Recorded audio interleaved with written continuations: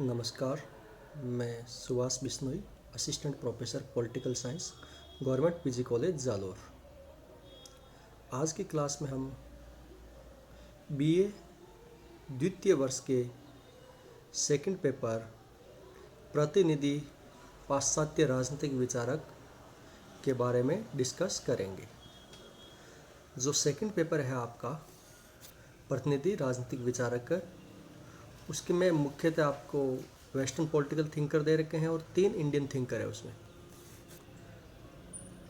Western political thinker में आपका शुरुआत होती है प्लेटो, अरस्तु, मैकियावली, थॉमस एक्विनास, जीन बोंदा, Hobbes, Locke, Rousseau, Jeremy Bentham, JS Mill और कार्ल मार्क्स। ये है आपके वेस्टर्न पॉलिटिकल थिंकर में। इंडियन थिंकर में आपको मुख्यतः 3 थिंकर पढ़ने हैं, जिसमें महात्मा गांधी, पंडित जवाहरलाल नेहरू और डॉक्टर भीमराव अंबेडकर। ये सब हम एक एक करके आपकी क्लास में डिस्कस करेंगे आने वाले टाइम में। अभी जो आज हम शुरुआत करने जा रहे हैं वो वेस्टर्न थिंकर से शुरुआत करेंगे।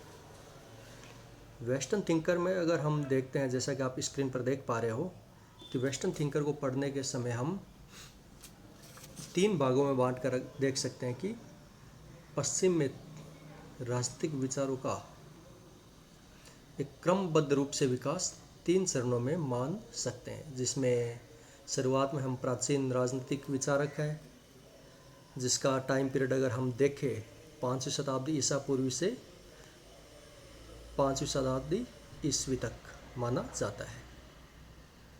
इसमें क्या था, इस टाइम जो थिंकर थे उसमें रीजन डोमिनेट था। रीजन अर्थात तर्क की प्रधानता थी। कोई भी सिद्धांत दिया जाता तो उसके पीछे लॉजिकल आर्गुमेंट दिया जाता था कि हाँ, ये सिद्धांत है तो इसकी ये तार्किक पृष्ठभूमि ये है। और जब कोई भी तार्किक आधार पर सिद्धांत दिए जाते हैं और तर्क के आधार पर हम काम करते हैं तो बहुत सारे सिद्धांत उभर कर सामने आते हैं। यही वजह है कि राजनीति विज्ञान में जो हम मानते हैं क्लासिकल टाइम था, प्लेटो और अरस्तु के टाइम बहुत से सिद्धांत उभर कर हमारे सामने आए, जिसमें आपके सिलेबस में भी कुछ सिद्धांत हम डिस्कस करेंगे। तो इस समय रीजन डोमिनेट था। उसके बाद हम आगे देखते हैं मध्ययुगीन राजनीतिक विचारक, जिसका समय काल था 5वीं शताब्दी ईस्वी से 16वीं शताब्दी ईस्वी तक, जिसे यूरोप में मध्यकाल के रूप में जाना जाता है विश्व इतिहास में। इस समय क्या था, रिलीजन डोमिनेट था। रिलीजन अर्थात धर्म की प्रधानता थी, जिसे हम यूरोप में चर्च के संदर्भ में समझ सकते हैं। पोपशाही, जिसे आप विश्व इतिहास में पढ़ते हो, पोपशाही की प्रधानता थी, चर्च का प्रधानता थी, और राज्य का कोई स्वतंत्र अस्तित्व नहीं था। चर्च डोमिनेट करता था। तो चर्च डोमिनेट करेगा और व्यक्ति के जीवन के प्रत्येक क्षेत्र में हस्तक्षेप करेगा तो व्यक्ति की स्वतंत्रता नहीं रहेगी। और जब व्यक्ति की स्वतंत्रता नहीं रहेगी तो व्यक्ति तार्किक रूप से अपने कोई विचार देने के लिए प्रोत्साहित नहीं हो पाएगा, क्योंकि व्यक्ति तर्क के लिए ज़रूरी है कि मानसिक रूप से व्यक्ति स्वतंत्र रहे। तो इस समय आपको जो मुख्य विचार, लगभग एक तरीके से अंधकारमय काल कहा जाता है इसको, इसमें बाद के समय उभर कर आते हैं एक हमारे विचारक है थॉमस एक्विनास, मार्सिलिया पेडवा। आपके सिलेबस में ओनली थॉमस एक्विनास है, जिसको हम 2 या 3 सिद्धांत पढ़ेंगे। उसका कानून का सिद्धांत है वो, और शक्तियों का सिद्धांत हम डिस्कस करेंगे। उसके बाद आगे अगर विकास क्रम को हम देखें तो आधुनिक राजनीतिक विचारक जो मिड 16 और 70 के बाद उभर कर सामने आते हैं।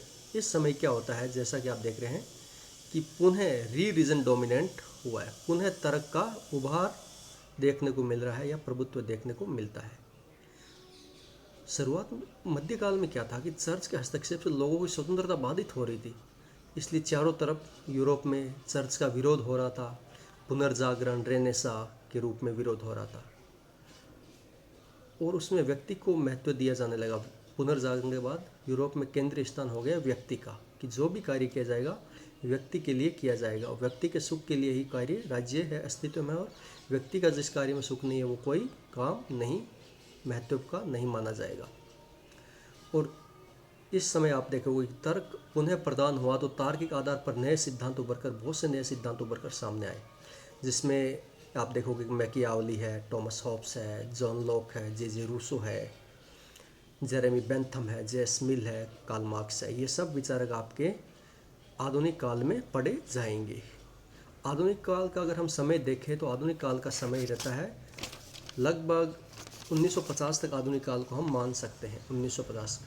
उसके बाद होता है कंटेम्प्रेरी शुरुआत। कंटेम्प्रेरी में आपका सिलेबस में कोई थिंकर है नहीं, तो हम कंटेम्प्रेरी को नहीं देख पाएंगे आपके सिलेबस में। अब हम शुरुआत करते हैं पाश्चात्य राजनीतिक विचारक में। जो पहला प्रतिनिधि विचारक है प्लेटो। प्लेटो के बारे में हम जानते हैं, तो प्लेटो के बारे में हमें जानने से पहले ये जानना चाहिए कि प्लेटो का समय काल क्या था और वो कौन सी स्थान से बिलोंग करता था।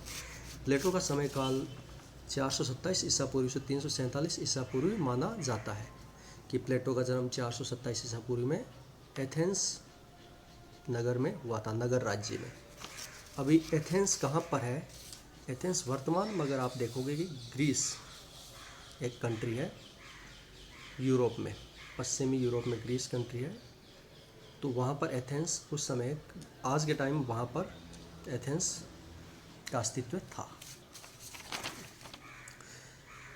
अब हम देखेंगे कि जो विचारक हुए थे प्राचीन काल में, वो एथेंस में इतने ज़्यादा क्यों हुए थे emerge? Why so many thinkers emerge in the Greece? इसके पीछे 2 या 3 वजह थी। पहला था कि वहाँ की जोग्राफिकल कंडीशन जो एथेंस की थी वो बहुत ज़्यादा अनुकूल थी। जोग्राफिक कंडीशन अनुकूल होती तो लोग अपना जीवन यापन आसानी से कर पाते हैं और उन्हें अपने विचार करने के लिए बहुत सा समय मिल पाता है। तो वहाँ पर यूनिवर्स के बारे, क्रिएशन के बारे में विचार, ऐसे ही आदर्श जीवन क्या हो, इनके बारे में विचार होने के लिए अच्छी परिस्थितियाँ वहाँ मौजूद थी। सेकंड, जो एथेंस में इतने ज़्यादा दार्शनिक उभर कर आए, उसकी सेकंड वजह है सांस्कृतिक आदान प्रदान। अगर आप एथेंस की लोकेशन देखेंगे मैप में, तो भूमध्य सागर के ऊपर एक कंट्री है एथेंस। वहाँ पर बंदरगाहें बहुत ज़्यादा थे, और आपको पता हो कि बंदरगाह पर व्यापार होता है, तो व्यापारी एक जगह से दूसरी जगह का आना जाना लगा रहता है, और व्यापारी आएंगे तो उनके साथ और भी व्यक्ति आने जाने का कार्य करेंगे, जिससे संस्कृति और साहित्य का आदान प्रदान होगा। एक जगह आप रहते हो और वहाँ पर आपका पूरी दुनिया के बारे में, संस्कृति, अन्य संस्कृतियों के बारे में, अन्य विषयों के बारे में जानकारी मिलती है, तो आपका दृष्टिकोण व्यापक बनता है, और व्यापक दृष्टिकोण एक सिद्धांत निर्माण के लिए हमेशा ज़रूरी माना जाता है। तीसरी जो वजह थी वो थी धार्मिक स्वतंत्रता। इस समय आप देखोगे ईसा पूर्व 427 ईसा पूर्व के आसपास का टाइम था, तो धर्म का वजूद नहीं था। ईसाइत, इस्लाम, इस प्रकार के धर्म का वजूद नहीं था। तो धर्म का वजूद नहीं था तो व्यक्ति अपना तार्किक रूप से अपने विचार विमर्श करने के लिए स्वतंत्र था। तार्किक रूप से व्यक्ति विचार विमर्श करेगा तो नए नए सिद्धांत उभर कर सामने आते हैं। अब आप देखोगे प्लेटो, तो ये इस परिस्थितियों में प्लेटो ने अपना विचार दिया था, जो मैंने आपको कंडीशन बताई थी अभी कि प्लेटो के विचार किन परिस्थितियों में उभर कर सामने आए थे। अब हम देखेंगे कि प्लेटो का वास्तविक नाम क्या था। 2 नंबर के क्वेश्चन में पूछा जाता है आपको ये।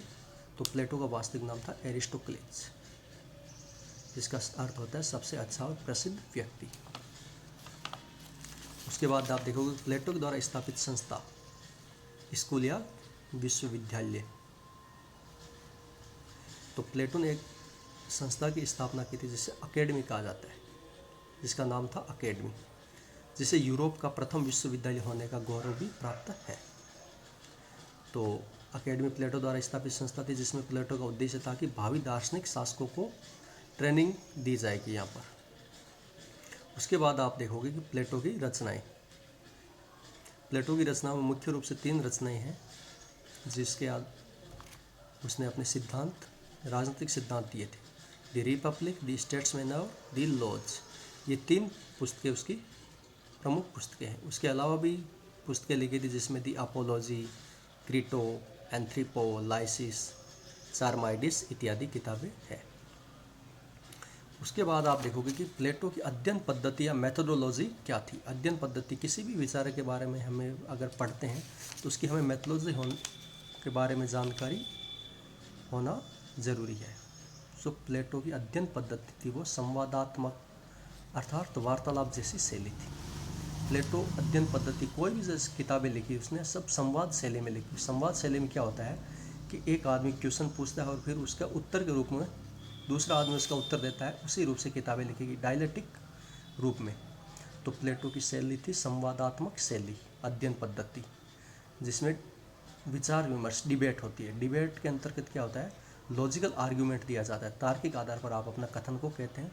और जब किसी भी, अगर हमें सत्य के बारे में जानना है तो सत्य के बारे में जानकारी के लिए डिबेट कंपलसरी है। और डिबेट में आपका क्या होगा कि लॉजिकल आर्ग्यूमेंट, डिबेट में भी आर्ग्यूमेंट आपका लॉजिकल होना बहुत ज़्यादा ज़रूरी है। लॉजिकल आर्ग्यूमेंट होगा तभी आपकी डिबेट सफल होगी। तो प्लेटो की अध्ययन पद्धति थी संवादात्मक अध्ययन पद्धति। तो प्लेटो के इस बारे में इतना बेसिक जानकारी आपको मिली है। उसके अलावा भी प्लेटो पर एक दो चीज़, उस समय की घटनाओं का हमें सामान्य जानकारी होनी चाहिए कि प्लेटो के समय ऐसी क्या घटनाएं घटी थी कि उसने अपना ये विचार देने के लिए वो बाध्य हुआ। तो एक सबसे इम्पोर्टेंट जो उस टाइम की घटना थी वो थी पेलोपोनेशियन वार, पेलोपोनेशियन का युद्ध, जिसको लगभग 431 से 402 या 3 तक चला था, ईसा पूर्वी तक चला था। इस युद्ध का प्लेटो पर बहुत ही ज़्यादा निर्णायक प्रभाव पड़ा था और इसी से उसके सारे सिद्धांत उभर कर सामने आए थे। पेलोपोनेशियन वार, अभी पेलोपोनेशियन वार के बारे में आप जानोगे तो एक देखोगे ये युद्ध हुआ किसके बीच था। उस टाइम ग्रीस में छोटे छोटे नगर राज्य थे। तो प्लेटो था एथेंस का निवासी और ये युद्ध हुआ था एथेंस और स्पार्टा के बीच। स्पार्टा नाम सुना होगा आपने, एक हॉलीवुड में मूवी है 300, उसमें आपको ये देखने को मिलेगा इस वार के बारे में। तो इस युद्ध के अंतर्गत विजय हुई थी, एथेंस पराजित हुआ और स्पार्टा इस युद्ध में विजय हुआ। और विजय होने के बाद स्पार्टा द्वारा एथेंस में पेपेट गवर्नमेंट की स्थापना की गई थी। पेपेट मतलब अपनी पिछलग्गू सरकार की, अपने समर्थकों को वहाँ पर बिठाकर सरकार की स्थापना की गई थी और शासन संचालन मुख्य रूप से स्पार्टा से ही होता था और लोगों के वहाँ का आत्मा था, परंतु वो उनके हाथों की कठपुतली के रूप में कार्य करती थी। तो अगर हम थोड़ा बहुत डिटेल में जाके देखें तो प्लेटो के परिवार के सदस्य एथेंस की राज व्यवस्था में भागीदारी के अंतर्गत थे, अधिकारीगण या राजनेताओं की श्रेणी में आते थे, प्लेटो की मदर साइड से भी और फादर साइड से भी। तो उसी समय जो एथेंस में पेपेट गवर्नमेंट की स्थापना हुई तो प्लेटो को भी उस राज व्यवस्था या राजनीति में भागीदारी लेने के लिए आमंत्रित किया गया, परंतु प्लेटो ने उसको मना कर दिया। मना करके प्लेटो ने बोला कि नहीं, मैं ऐसे कठपुतली सरकार में हिस्सेदारी नहीं हो सकता, मेरा राष्ट्र इतना कमज़ोर नहीं हो सकता, मेरा इरादा एथेंस को मजबूत राज व्यवस्था बनाने का निश्चय करना है। और मजबूत राज व्यवस्था बनाने के लिए वो क्या करेगा कि राजनीति ज्वाइन करेगा, सिर्फ मजबूत राजनीतिक अस्तित्व वाले राज्य के अंतर्गत ही। तो उस टाइम जो एक सामान्य धारणा थी कि हमें राजनीति क्यों ज्वाइन करनी चाहिए, लोगों का एक टाइम सामान्य धारणा थी कि पैसे कमाने के लिए हमें राजनीति ज्वाइन करनी चाहिए। उस टाइम की एक शिक्षा व्यवस्था में ये सिखाया जाता था एथेंस के अंतर्गत कि व्यक्ति का अल्टीमेट ट्रूथ क्या होना चाहिए, पैसा कमाना, पैसा ही सब तरीके के सुखों का अंतिम आश्रय है। तो उस टाइम जो प्लेटो ने पेलोपोनेशियन युद्ध हुआ था इसका विश्लेषण करना शुरू किया तो उसने दो बातें जो कही वो मुख्य रूप से उसने अनुभव की कि युद्ध में पराजय की एक वजह थी एथेंस में बहुत ज़्यादा भ्रष्टाचार था और प्लेटो का सारे सिद्धांत इसी बात पर आधारित था कि एथेंस को कैसे आदर्श राज्य बनाया जाए, मजबूत, न्याय, भ्रष्टाचार रहित, और एथेंस की कमजोरी को दूर करके एक आदर्श राज्य की स्थापना की जाए। भ्रष्टाचार को दूर करना, प्लेटो का कथन था कि एथेंस की कमजोरी का मुख्य कारण भ्रष्टाचार नामक बीमारी थी और इसी को समाप्त करके एक आदर्श राज्य की स्थापना की जा सकती है। प्लेटो ने ये भी बोला कि भ्रष्टाचार क्यों है। जैसा कि मैंने बोला कि प्लेटो ने अपनी सारी किताबें संवादात्मक शैली में लिखी, तो वो पहले क्वेश्चन करता था कि भ्रष्टाचार क्यों है, फिर उसका उत्तर भी देता कि भ्रष्टाचार क्यों है। तो भ्रष्टाचार क्यों है, तो प्लेटो का कहना था कि लोगों अज्ञानता में रहते हैं, लोगों की अज्ञानता की वजह से भ्रष्टाचार, लोगों को पता ही नहीं है कि एक अच्छा जीवन जीने के लिए धन की ज़रूरत नहीं होती है। एक अच्छा जीवन जीने के लिए आपको नॉलेज की ज़रूरत होती है। तो इसके लिए जब तक एक नॉलेजफुल शासक नहीं होगा आपका दार्शनिक राजा, जिसे आप बाद में पढ़ोगे कि दार्शनिक राजा, तो जब तक एक दार्शनिक राजा नहीं होगा तब तक भ्रष्टाचार का उन्मूलन नहीं किया जा सकता, और जब तक भ्रष्टाचार का उन्मूलन नहीं किया जा सकता कोई आदर्श राज्य की स्थापना नहीं हो सकती।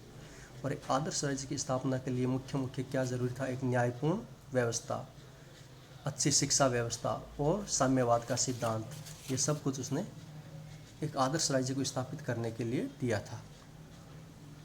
दूसरा जो प्लेटो पर इफेक्ट था अपने गुरु सुकरात का था। सुकरात को 399 ईसा पूर्व में एथेंस से बहिष्कृत करने का राज्य का आदेश दिया गया था।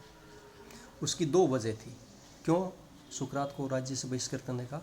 दूसरा ये था, पहली वजह थी कि जो सुकरात था वो भगवान में विश्वास नहीं करता था। वो मानता था क्योंकि मैं एक अच्छा आदमी हूँ और मैं मन से अच्छा आदमी, तो भगवान मेरे साथ कभी गलत कर ही नहीं सकता, और मेरे साथ भगवान कभी गलत नहीं करेगा, तो मुझे भगवान की ज़रूरत भी नहीं है। परंतु वहाँ के शासकों ने बोला कि ऐसा करके आप राज्य में अव्यवस्था फैला रहे हो, जो धर्म में आस्था रखने वाले लोग हैं उनके साथ आप उनका भी विश्वास डिगा रहे हो, इसलिए आपको राज्य से निकाला जाता है। और दूसरी वजह थी कि वह सुकरात युवाओं में भ्रष्टाचार को बढ़ावा दे रहा था। ये कैसे? भ्रष्टाचार का बढ़ावा देने के लिए पहले हमें वहाँ की शिक्षा व्यवस्था समझनी पड़ेगी कि वो कैसे आरोप लगाए राज्य ने कि सुकरात युवाओं में भ्रष्टाचार को बढ़ावा दे रहा था। जो उस समय शिक्षा व्यवस्था प्रचलित थी एथेंस में, वो निजी शिक्षा व्यवस्था थी। निजी शिक्षा व्यवस्था थी, राज्य के द्वारा शिक्षा नहीं दी जाती थी, और निजी शिक्षा व्यवस्था सोफिस्टों द्वारा दी जाती थी। सोफिस्ट कौन थे? जो ट्यूशन फीस लेकर पढ़ाते थे, और जो ये पढ़ाते थे कि money is the source of happiness. उनकी शिक्षा व्यवस्था ये दी जाती थी कि money is the source of happiness. तो मनी अगर हैप्पीनेस का सोर्स है तो मनी को अर्न कैसे किया जाए? तो सोफिस्ट कहते थे कि मनी अर्न करने के लिए पॉलिटिक्स ज्वाइन करनी चाहिए, क्योंकि वहाँ पर बहुत ज़्यादा पैसा है। तो इससे क्या होगा? व्यक्तिवाद और भ्रष्टाचार को बढ़ावा मिलेगा। व्यक्तिवाद को कैसे? क्योंकि व्यक्ति सिर्फ अपने बारे में ही चिंता करता है, समाज के बारे में चिंता नहीं करता है।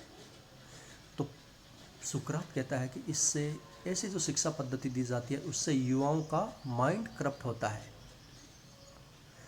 माइंड करप्ट होता है, तो इसके लिए नया एजुकेशन सिस्टम हमें इस्टेब्लिश करना चाहिए, न्यू एजुकेशन सिस्टम, जहाँ पर यह शिक्षा दी जानी चाहिए कि knowledge is the source of happiness.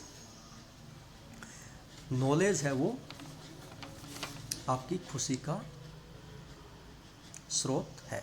तो इस प्रकार की हमें शिक्षा दी जानी चाहिए। परंतु वहाँ पर भी जो सोफिस्ट थे उन्होंने बोला कि नॉलेज क्या है, एग्जैक्टली नॉलेज क्या? आप बोल रहे हो knowledge is the source of happiness, तो व्हाट इज़ द नॉलेज? तो प्लेटो के गुरु सुकरात ने इसका आंसर दिया कि अगर व्यक्ति ये जान ले कि मुझे अच्छा जीवन जीने के लिए किन किन चीज़ों की ज़रूरत हो, तो वही ज्ञान है कि मुझे अच्छा जीवन जीने के लिए इन चीज़ों की ज़रूरत है। अगर इस व्यक्ति इसके बारे में जान ले तो यही नॉलेज है। तो सोफिस्टों ने उसके और प्रश्न किया कि ये आप यह कैसे बताओगे कि ये नॉलेज कहाँ मिलेगा अपने को? तो प्लेटो ने बोला कि नॉलेज अपनी आत्मा से मिलता है, कि व्यक्ति की आत्मा से। जैसे इसको आप एक उदाहरण से समझ सकते हैं। जैसे मैं ये कह रहा हूँ कि क्या ये जो मैं आपको पढ़ा रहा हूँ आपको समझ में आ रहा है, तो आप अपना उत्तर दोगे आत्मा से कि हाँ या ना। तो प्लेटो ने बोला कि व्यक्ति को नॉलेज अपनी आत्मा से मिलेगा। तो सोफिस्टों ने आगे और क्वेश्चन किया कि आत्मा को कैसे सुनेंगे? आत्मा को सुनने के लिए भी तो कुछ हमें चाहिए, कैसे? इसका आप क्या उपाय बताओ? तो प्लेटो ने इसका आंसर दिया, सुकरात ने, कि तर्क लगाकर आत्मा को सुन सकते हैं, तार्किक रूप से। तो फिर सोफिस्टों ने बोला कि तर्क कहाँ से आएगा। सुकरात का उत्तर था संवाद से विकसित होगा तर्क। जब आप दूसरे व्यक्तियों से डायलेक्टिक डिबेट करेंगे तो एक तार्किक आधार पर डिबेट होगा तो ट्रुथ निकल कर सामने आएगा। तो इस प्रकार ये शिक्षा व्यवस्था जो प्लेटो ने बोला, सुकरात ने बोला, तो ये वहाँ के राजनेताओं और अधिकारियों को पसंद नहीं आई। इसीलिए उन्होंने बोला कि सुकरात, तुम युवाओं का माइंड भ्रष्ट कर रहे हो, so you executed from the Athens. इसलिए उनको एथेंस से बाहर निकाल दिया गया। तो इन दो चीज़ों का प्लेटो पर बहुत ज़्यादा असर पड़ा था। तो अभी जो आगे के विचार पढ़ेंगे हम, ये तो एक सामान्य परिचय और जान लिया कि हम क्या वेस्टर्न थिंकर में पढ़ेंगे। जो नेक्स्ट आपका पहला सिद्धांत आएगा प्लेटो का, वो है प्लेटो का न्याय सिद्धांत। न्याय सिद्धांत में प्लेटो क्या कहता है, जो आदर्श राज्य की कल्पना करता है प्लेटो, उसमें बोलते हैं आदर्श राज्य के 4 प्रमुख गुण होने चाहिए: बुद्धि, साहस, अनुशासन और न्याय। और इन 4 में सबसे संपूर्ण सद्गुण कौन सा है? न्याय। ये संपूर्ण सद्गुण है न्याय। और न्याय के बारे में अगर हमने जान लिया तो एक अच्छे राज्य की स्थापना की जा सकती है। तो प्लेटो ने जो विश्लेषण किया न्याय का, वो एक मनोवैज्ञानिक दृष्टिकोण से विश्लेषण किया गया था। उसमें क्या माना कि प्लेटो ने कि प्रत्येक व्यक्ति को अपने कर्तव्य को ढूंढना चाहिए और उसका अनुपालना में अपना सर्वस्व लगा देना चाहिए, और साथ ही दूसरों के कार्यों में हस्तक्षेप नहीं करना चाहिए। बाद में जो प्लेटो ने सिद्धांत दिया न्याय का, इसी में तो व्यक्ति अपने कर्तव्य को ढूंढेगा कैसे, मुझे कौन सा काम करना चाहिए। इसके लिए प्लेटो ने एक मनोवैज्ञानिक रूप से ये माना कि प्रत्येक व्यक्ति में की आत्मा में 3 प्राकृतिक प्रवृत्तियों का निवास पाया जाता है।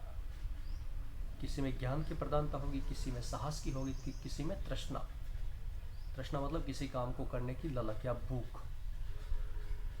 तो प्लेटो कहता है कि जिस व्यक्ति में ज्ञान की प्रधानता होती है उसे शासक का कार्य करना चाहिए, और जिसमें साहस की प्रधानता हो उसे सैनिक वर्ग में शामिल होना चाहिए, और जिसे तृष्णा या किसी काम की लालसा या उसकी प्रधानता हो उसे उत्पादक वर्ग का या दस्तकार व्यापारी वर्ग का काम करना चाहिए, क्योंकि वो किसी चीज़ का उत्पादन करने के लिए लालची होगा तो उत्पादन बहुत ज़्यादा मात्रा में होगा, वो राज्य की समृद्धि में सहायक होगा। तो प्लेटो कहता है कि समाज के 3 वर्गों द्वारा अपनी आत्मा के गुण, 3 वर्ग, राजा, सैनिक और उत्पादक, द्वारा अपनी आत्मा के गुण ज्ञान, साहस और तृष्णा द्वारा कार्य करना और किसी दूसरे के कार्य में हस्तक्षेप न करना ही न्याय कहलाता है। अगर तीनों वर्गों के लोग अपने अपने कार्य क्षेत्र की सीमाओं में रहते हुए कार्य संपादित करेंगे तो इससे क्या होगा, राज्य में एकता की स्थापना होगी। और प्लेटो ने कैसे बोला कि तीनों में इनसे द्वारा एकता स्थापित होगी? उसने बोला कि व्यक्ति अपने आप में एक अधूरी इकाई है, राज्य के अंतर्गत रहकर ही वो अपने जीवन को लक्ष्य की प्राप्ति कर सकता है, और राज्य में अंतर्गत रहकर अगर वो अपने लक्ष्य की प्राप्ति कर सकता है तो एक दूसरे काम में हस्तक्षेप नहीं करना चाहिए और सहयोग के रूप में रहना चाहिए। उसी में प्लेटो ने आगे बताया कि ये जो तीनों चीज़ें बताई कि न्याय, साहस और संयम, ये है, इसके द्वारा एक आदर्श राज्य की स्थापना की जा सकती है और एक न्यायपूर्ण समाज की स्थापना की जा सकती है। ये उसका मुख्य विचार था। अब इसकी हम देखेंगे कि न्याय सिद्धांत की जो अभी हमने पढ़ा, इसकी विशेषताओं के बारे में जान लेते हैं कि प्लेटो का न्याय सिद्धांत क्या था, इसकी विशेषताएं क्या थी। तो प्लेटो ने क्या बोला कि न्याय आत्मा का गुण है, ना कि बाह्य बाध्यता का गुण है। तो पहली विशेषता इसकी ये होगी कि प्लेटो का न्याय बाह्य जगत की वस्तु न होकर आंतरिक अर्थात आत्मा का गुण है, आत्मा का गुण है। दूसरा विशेषता क्या होगी कि न्याय हस्तक्षेप के सिद्धांत से युक्त है, अर्थात कोई एक दूसरे कार्य में बिना काम का हस्तक्षेप नहीं करेगा। तीसरा वो क्या कहता है कि न्याय कार्य विशेषीकरण, डिवीजन ऑफ वर्क पर आधारित था। कार्य विशेषीकरण कैसे कि आत्मा गुणों के आधार पर उसने समाज के वर्गों का निर्धारण किया और अपने अपने कार्य करे। चौथी विशेषता हम देखेंगे कि प्लेटो का न्याय है वो सामाजिक एकता के सिद्धांत के रूप में जाना जाता है। सामाजिक एकता कैसे, तीनों वर्ग अपने गुणों के आधार पर कार्य करके एक दूसरे का सहयोग करेंगे, तो ये सोशल हार्मोनी का रूप में काम करेंगे। नेक्स्ट जो प्लेटो का न्याय सिद्धांत का गुण है कि ये न्याय सिद्धांत हमें प्राप्त कैसे होगा। न्याय सिद्धांत को प्राप्त करने के लिए प्लेटो ने एक शिक्षा व्यवस्था का व्यवस्थित क्रम दिया है। सो नेक्स्ट हम आपकी क्लास में पढ़ेंगे, वो होगा प्लेटो का शिक्षा व्यवस्था। तो एक न्यायपूर्ण समाज को प्राप्त करने के लिए शिक्षा व्यवस्था का सिद्धांत उसने प्रस्तुत किया है। नेक्स्ट उसका है कि प्लेटो का न्याय नैतिक मान्यता है। नैतिक कैसे कि एक आत्मा का गुण है, व्यक्ति अपने आप से काम करेगा, अपनी आत्मा से संचालित होकर करेगा, न कि किसी कानून की बाध्यता से संचालित होकर अपने कर्तव्यों का संपादन करेगा। तो एक नैतिक सिद्धांत के रूप में है, ना कि कानून। नेक्स्ट आपका है कि प्लेटो का न्याय मानव जीवन की समग्रता को लेकर चलता है। समग्रता कैसे कि एक दूसरे का सहयोग करेंगे तो ही व्यक्ति अपने लक्ष्यों की प्राप्ति कर सकता है और एक अच्छा जीवन के लक्ष्य को प्राप्त कर सकता है। तो ये प्लेटो के न्याय सिद्धांत की मुख्य विशेषताएं हमने पढ़ी। तो अभी कोई सिद्धांत दिया तो उसकी आलोचना भी होती है, क्योंकि आलोचना के बिना किसी भी चीज़ को हम उसके दूसरे पक्ष को नहीं जान सकते। कोई भी सिद्धांत हो उसकी अगर क्रिटिसाइज नहीं करेंगे तो उसका एक पक्ष ही हम जान पाएंगे, दूसरा पक्ष नहीं जान पाएंगे। तो प्लेटो के न्याय सिद्धांत की आलोचना भी हम पढ़ेंगे। प्लेटो के न्याय सिद्धांत की आलोचना एक अर्नास्ट बार्कर है, उसने की थी। बार्कर के अनुसार उसने क्या कहा था, इसका सबसे बड़ा दोष क्या है कि प्लेटो का न्याय सिद्धांत न्याय न होकर सिर्फ व्यक्ति के अपने कर्तव्यों तक सीमित करने वाला एक भावना मात्र है। ये न्याय नहीं है। न्याय की स्थापना करने के लिए राज्य के कानून का भय होना जरूरी है।